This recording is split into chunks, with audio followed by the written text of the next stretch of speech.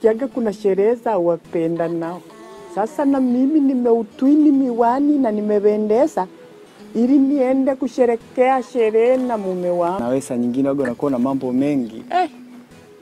Halafu nikiwa nazungumza maneno ya kijinga utaishi. Usizungumze maneno ya kijinga utaishi. Hata kama amekufa sinahamia kwenye kaburi kule narara huko naamka huko ili misimu enjoy na mimi misimu yake.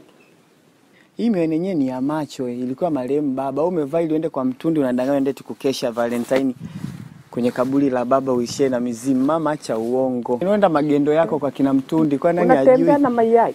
Lakini hayo mayai hata uwatamisi. Chaona hata vitoto hivi vinatema mate. Wewe ni mshida. Mama wewe binadamu wewe au ni shida yako wivu ndo nakusumbua. Hapo umeona mama yako nimependeza sasa unafikiri naenda kwa wagadugu au kwa mtundi.